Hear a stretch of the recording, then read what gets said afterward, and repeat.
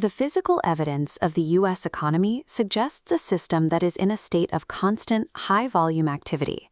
Gross domestic product, the primary measure of national output, has expanded by over 2% for 5 consecutive years. Meanwhile, the national unemployment rate remains at a historically steady 4%. These metrics suggest a durable expansion, but they conceal a structural fracture developing beneath the surface. Since 2024, job creation has split into 2 categories. The blue line shows healthcare adding roles, while the red line tracks all other U.S. jobs, and it is currently shrinking. Outside the medical field, finding a new job is significantly harder for the average worker. This trend is most visible in manufacturing.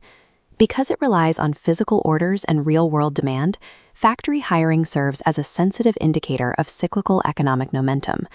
This chart shows manufacturing jobs peaking in 2023. Since then, the trend has rolled over, reaching its lowest point since 2022.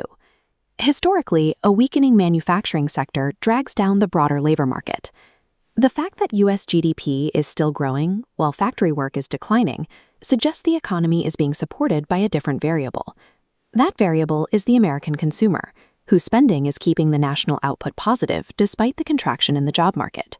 This breakdown of the U.S. gross domestic product shows the scale of that influence.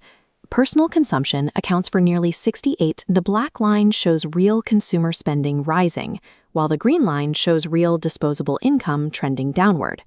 As the void fills with shading, consumers are actively spending money they haven't earned.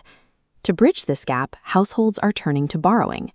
This chart of consumer loan volume shows a sharp upward spike beginning in 2021.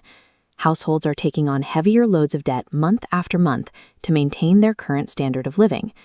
The current strength of the U.S. economy is built on a foundation of credit, making this expansion a product of debt rather than genuine income-driven wealth. Using credit to fund daily living expenses creates a mounting pressure that eventually affects the broader economy. This graph tracks credit card delinquency rates. Today, the percentage of borrowers falling behind on their payments is approaching the 3% threshold. That rate has already surpassed levels seen during the pandemic, although it remains below the peaks of the early 2000s.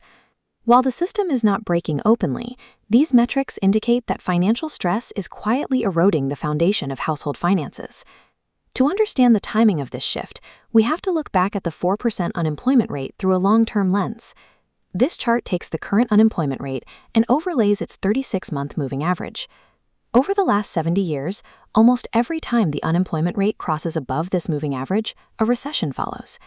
That crossover is happening right now as the rate ticks higher. Major economic cycle shifts don't begin with a crash. They start quietly, hidden by stable headlines. The widening gap between a fracturing job market and surging consumer debt is a signal that the cycle is already shifting.